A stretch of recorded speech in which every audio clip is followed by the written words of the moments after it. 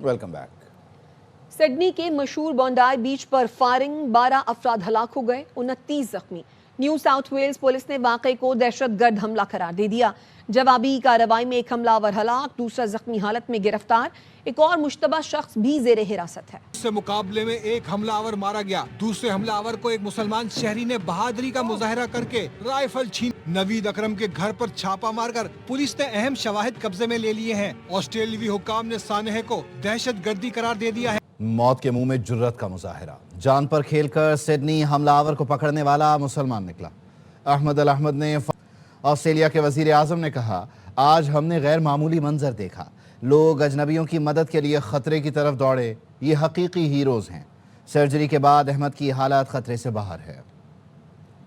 Seen Australians today run towards danger in order to help others. These Australians are heroes and their bravery has saved lives.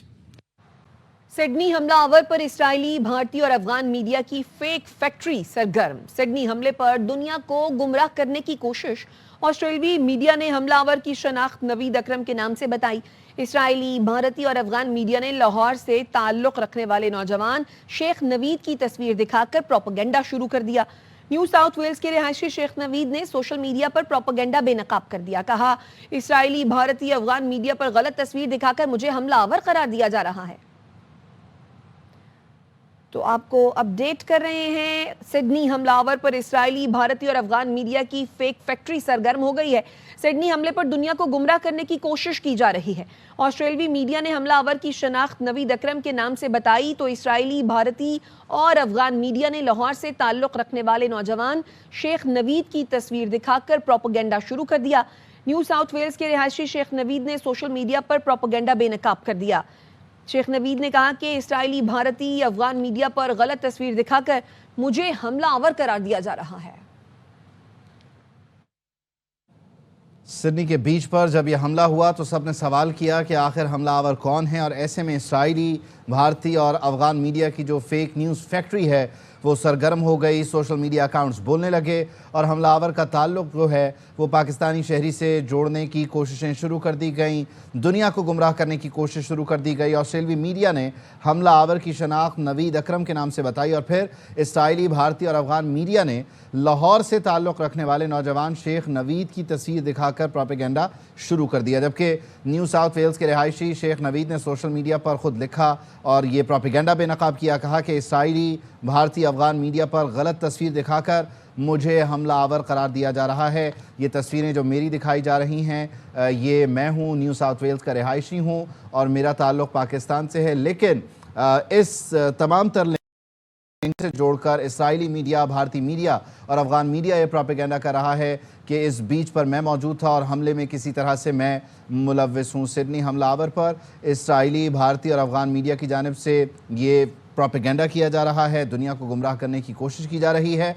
और हमेशा की तरह किसी भी हमले की इब्तदा में जो सवाल होता है कि ये शख्स कौन है, उस सवाल के जवाब में भारतीय मीडिया, इस्राइली मीडिया और अफगान मीडिया ने फौरी तौर पर इस सारे सिलसिले को पाकिस्तान से जोड़ने की कोशिश की, जिसे पाकिस्तान का जो शहरी है, लाहौर से ताल्लुक़ रखने वाला नौजवान है शेख नवीद, जो न्यू साउथ वेल्स में रहता है, उसने फौरी तौर पर दो टोक अल्फाज में इस सारे मामले की नफ़ी की, तरदीद की और ये बताया कि इस हमले से उसका कोई ताल्लुक़ नहीं है, ये सारे का सारा सिर्फ़ और सिर्फ प्रोपेगेंडा है। और उमूमी तौर पर जब ये सारे मामलात इन्वेस्टिगेशन के मरहले में होते हैं तब सिर्फ़ और सिर्फ नाम का सामने आ जाना किसी भी शनाख्त को, किसी भी शहरियत को, कौमियत को ज़ाहिर नहीं करता।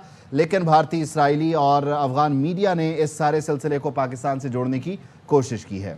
बिल्कुल, तो ये जो झूठा बयानिया बनाया जा रहा है लाहौर का जो शहरी है शेख नवीद, इसके बारे में इसकी शुरुआत इस्राइली मीडिया की जानिब से की गई, जिसको भारतीय मीडिया ने हाथों हाथ लिया और अफगान मीडिया भी इस मैदान में जो है वो कूद पड़ा। सिडनी हमलावर पर इस्राइली, भारतीय और अफगान मीडिया की जो फेक फैक्ट्रीज हैं वो सरगर्म हो गई हैं। सिडनी हमले पर दुनिया को गुमराह करने की कोशिश की जा रही है।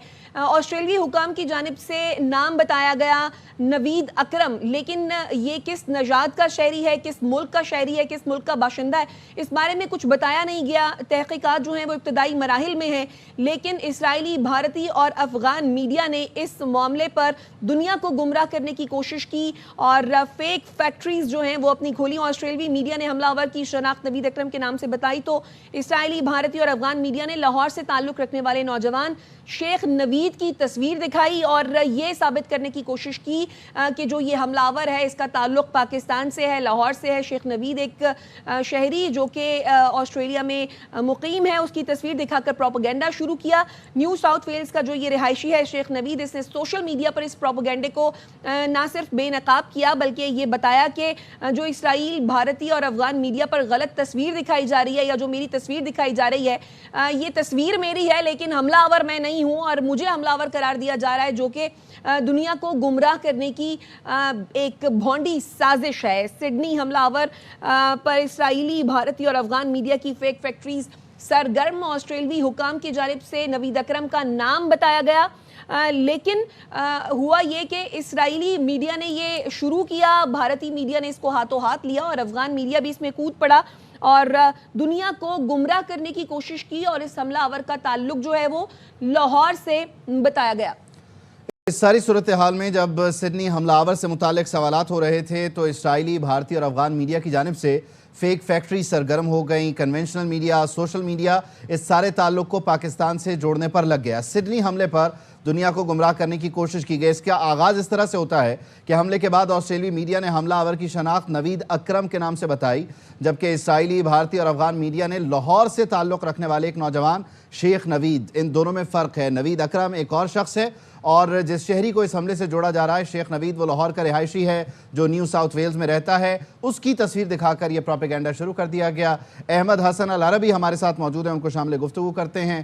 احمد, بہت شکریہ آپ کے وقت کا. یقینی طور پر یہ پہلی بار نہیں ہے کہ بھارتی میڈیا, افغان میڈیا اور اسرائیلی میڈیا کا جو نیکسس ہے وہ ایکٹیولی کسی بھی معاملے کو پاکستان سے جوڑنے کی کوشش کرے. حقیقت تو ان کی ہوتی ہے, نیشنل گارڈز پہ حملے یہ کرتے ہیں لیکن معاملات پاکستان سے جوڑنے کی کوشش کرتی ہے. یہ سارا پیٹرن جو ہے یہ کیا بتاتا ہے ان لوگوں کے بارے میں؟ جی بہت شکریہ. دیکھیں, پوری دنیا کا اس بات پہ کنسنسس ہے کہ دہشت گردی ایک گلوبل ایشو ہے اور اس کو گلوبل ایشو کی طرح ٹریٹ کرنا چاہیے. بھارتی میڈیا کی طرف سے, اسرائیل کی طرف سے اور افغان میڈیا کی طرف سے کوئی پہلا واقعہ نہیں ہوا کہ انہوں نے جس طریقے سے بغیر ثبوت کے, بغیر شواہد کے پاکستان کے اوپر الزام لگانا شروع کر دیے. اب ضرورت اس امر کی ہے ایکچولی کہ پوری دنیا میڈیا ٹیررزم کو بھی اسی طریقے سے دیکھے کہ اس فالس رپورٹنگ اور ایجنڈا ڈریون جرنلزم سے کس طرح یہ پورے کے پورے ایک ملک کو, ایک قوم کو, 25 کروڑ لوگوں کو انہوں نے اس طریقے سے ملائن کرنے کی کوشش کی. یہ میڈیا ٹیررزم ہی ہے جس کی وجہ سے ایکچوئل جو یہ دہشت گردوں کی آپ نے دیکھا, کیونکہ ابھی اب افغانستان کے سارے سوشل میڈیا اکاؤنٹس جو ہیں, انڈین الیکٹرانک میڈیا اکاؤنٹس جو ہیں, وہاں سے خبر نکلی ایکچوئل جو پیچھے دہشت گرد حملہ کرنے والا تھا وہ افغان تھا, لیکن بلیم انہوں نے پاکستان کو کرنے کی کوشش کی. سو آئی تھنک ایک دفعہ پھر جو بھارت کی ارریسپانسبل رپورٹنگ ہے, turning India into an international embarrassment, اس کے ساتھ ساتھ یہ پوری دنیا کو بھی پش کر رہی ہے کہ میڈیا کو لے کے ایک گلوبل کنسنسس ہونا چاہیے کہ جس میں اس طرح کی خطرناک رپورٹنگ جو کہ ایجنڈا ڈریون ہوتی ہے, اپنے مقاصد کو سرو کرنے کے لیے ہوتی ہے, اس کو کریک ڈاؤن کیا جائے.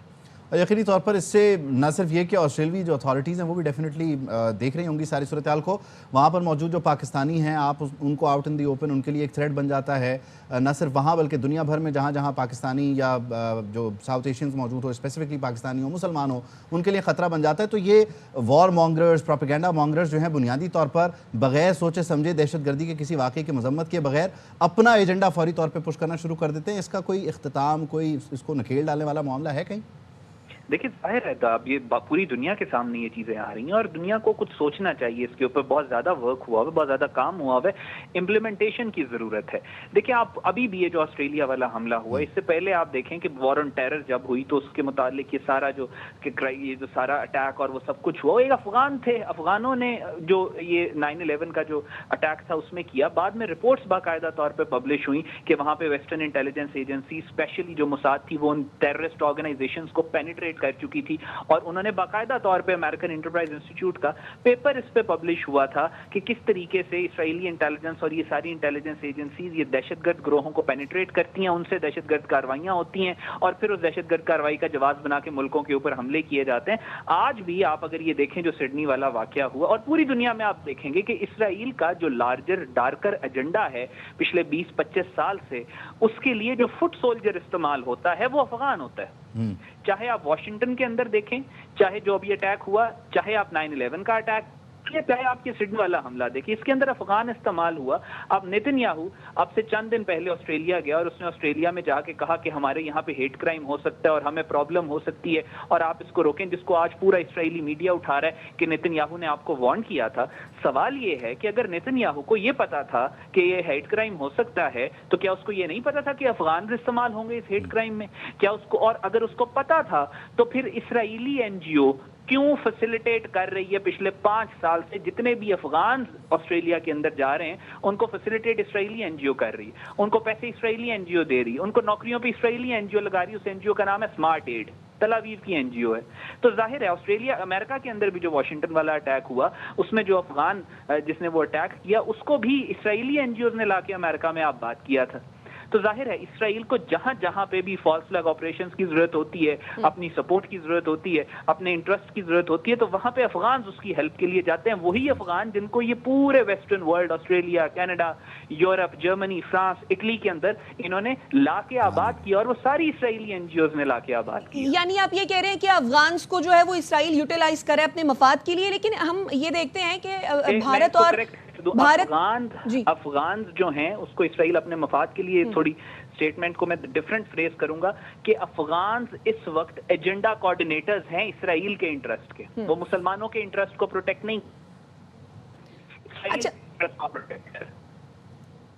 और अहमद हसन अरबी साहब, भारत का या अफगानिस्तान का मीडिया तो पाकिस्तान के खिलाफ सरगर्म है ही, वो हम देखते ही हैं, ये बात किसी से ढकी छुपी नहीं है, दुनिया के सामने ये बात आया है। लेकिन इसराइली मीडिया ने जिस तरीके से इस मामले में पाकिस्तान को घसीटने की कोशिश की है, जिसको भारतीय मीडिया ने भी हाथों हाथ लिया, इसके पीछे आप क्या मुहर्रकात देखते हैं? देखिए, जेरूसलम पोस्ट का आप देखिएगा, अब से कुछ चंद महीने पहले एक आर्टिकल छपा इसी जेरूसलम पोस्ट का, जिसने आज ये खबर पाकिस्तान को ब्लेम कर रहा है। इसी का एक आर्टिकल छपा था जिसमें उसने लिखा था कि मार्का हक और बुनियानुन मरसूस, प्री मार्का हक बुनियानुन मरसूस, पोस्ट मार्का हक जो पाकिस्तान का ऑपरेशन था, उसके बाद पाकिस्तान की इंफॉर्मेशन वॉरफेयर बहुत स्ट्रांग थी और भारत की इंफॉर्मेशन वॉरफेयर स्ट्रांग नहीं थी। और बाकायदा आर्टिकल में लिखा है कि हमने भारत की मदद करनी है इंफॉर्मेशन वॉरफेयर के अंदर। ये उस आर्टिकल में छपा है, उसी जेरूसलम पोस्ट जिसने आज का आर्टिकल छापा है।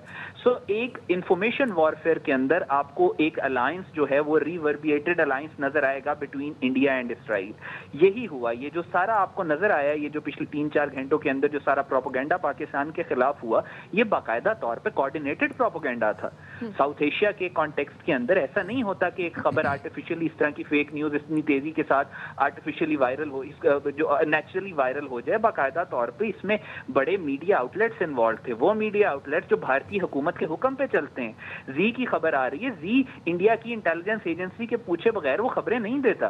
तो जाहिर है ये सारा एजेंडा कोऑर्डिनेट हुआ। It was a high and classical miss information operation, जिसके पीछे आपको अफगानिस्तान की इंटेलिजेंस एजेंसी नजर आएगी। यानी ये तो फुट सोल्जर्स हैं जो ग्राउंड के ऊपर टिश्यू पेपर की तरह इस्तेमाल होते हैं। अफगान बड़े खुश होते हैं कि हम जो है इस्तेमाल हो रहे हैं। देन देयर इज रॉ and then there is Mossad, और यही 3 पाकिस्तान के इस वक्त सबसे बड़े दुनिया के अंदर दुश्मन है।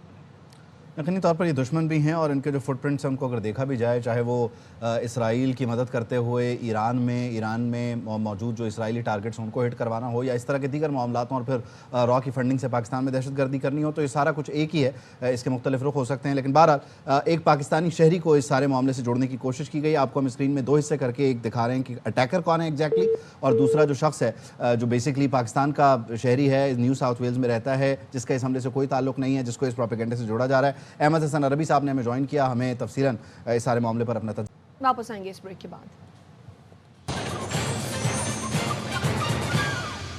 Welcome back. लंदन के बाद न्यूयॉर्क में भी पीएसएल का कामयाब road show. Chairman PCB Mohsin Naqvi ने सीजन 11 की तारीखों का ऐलान कर दिया। न्यूयॉर्क रोड शो में कौमी क्रिकेटर्स भी शरीक हुए। PSL کا 11واں سیزن 26 مارچ سے شروع ہوگا. فائنل 3 مئی کو کھیلا جائے گا. نیو یارک میں ہونے والے روڈ شو میں محسن نقوی کا اعلان. PSL 11 will start on 26th of March. Final ہمارا پلان ہے 3rd May. 20th کو ہم پاکستان میں روڈ شو کر رہے ہیں. چیئرمین PCB نے فیصل آباد میں بھی PSL کے مقابلے کرانے کی خوشخبری سنا دی. 20 دسمبر کو اگلا روڈ شو پاکستان میں کرانے کا اعلان بھی کیا. نیو یارک روڈ شو میں ٹیسٹ کپتان شان مسعود, T20 کپتان سلمان علی آغا, سائم ایوب, سعود شکیل اور ابرار احمد بھی شریک ہوئے. انٹرنیشنل کرکٹ کی وہی سکسیس ہے, PSL کا اس کا بہت بڑا رول ہے. واٹسن اینڈ براؤن, ان کو میں نے دیکھا کہ وہ کس طرح سے پویلین میں رہتے ہیں. سلمان, سعود, یہ لوگ بھی پریشر والی جگہ پہ بولنگ دیتے اور ابو نے بھی 2 سال سے پریشر دیے ہوئے تھے. لیجنڈری وسیم اکرم, رمیز راجہ, CEO PSL سلمان نصیر نے بھی شرکت کی. میں صرف یہ چاہوں گا کہ جو PSL میں جتنے بھی کرنچ مومنٹس بولنگ اور بیٹنگ میں وہ ہمارا ڈومیسٹک پلیئر اس کو ہینڈل. Welcome back. اور خبر دیں گے آپ کو شکارپور سے PS9 گڑھی یاسین میں ضمنی انتخاب. تمام 178 پولنگ اسٹیشن کے غیر حتمی غیر سرکاری نتائج سامنے آ گئے ہیں. پیپلز پارٹی کے آغا شہباز دورانی 73,954 ووٹ لے کر کامیاب قرار پائے ہیں, جبکہ JUI کے رشد اللہ شاہ 9,412 ووٹ لے کر دوسرے نمبر پر آئے ہیں. آج کاؤنسل کراچی کے تحت YMCA گراؤنڈ میں عالمی ثقافتی میلے کی کامیابی کا جشن منایا جا رہا ہے. میوزیکل کانسرٹ میں لیجنڈ راحت فتح علی خان پرفارم کر رہے ہیں. صدر آج کاؤنسل احمد شاہ نے ARY نیٹ ورک کا میلے کی بھرپور کوریج پر شکریہ ادا کیا. مزید بتائیں گے چاند نواب.